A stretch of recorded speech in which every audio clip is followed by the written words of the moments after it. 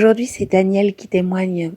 Danielle n'a pas souhaité enregistrer elle-même son témoignage. Elle nous a demandé de le lire. Le voici. J'ai 80 et quelques années. Je suis maman de 4 enfants, 7 petits-enfants et 4 arrière-petits-enfants. J'ai vécu la mort d'un enfant. Et à ce moment-là, j'ai rencontré le Seigneur. Il m'a donné la force d'aller vers les autres. Alors que j'étais plutôt timide, je franchissais le pas et passais les barrières. J'allais vers les personnes sans domicile fixe pour parler avec elles, tout simplement.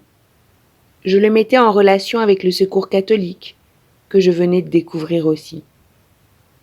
Ils m'ont appris l'entraide, celle qui fait fi des différences, ne pas juger, comprendre.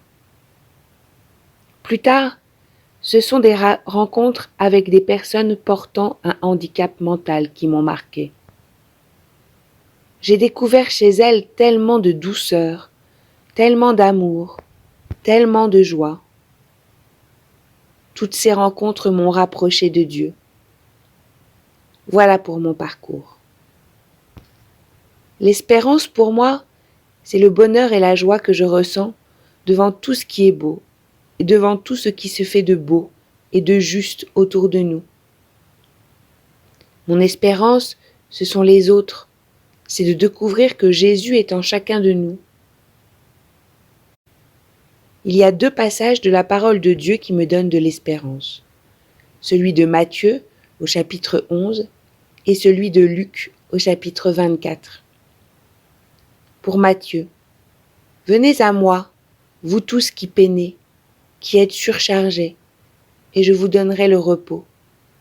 Prenez sur vous mon joug, apprenez de moi que je suis doux et humble de cœur, et vous trouverez le repos pour vos âmes. Car mon joug est aisé et ma charge légère. » Et puis celui-ci de Luc. Comme il était à table avec eux, il prit le pain, il le bénit, et après l'avoir rompu, il le leur donna. Alors leurs yeux s'ouvrirent, et ils le reconnurent, mais lui était déjà devenu invisible à leurs yeux. Ils se disaient l'un à l'autre, « Notre cœur n'était-il pas tout brûlant en nous quand il nous parlait sur le chemin et nous expliquait les Écritures ?»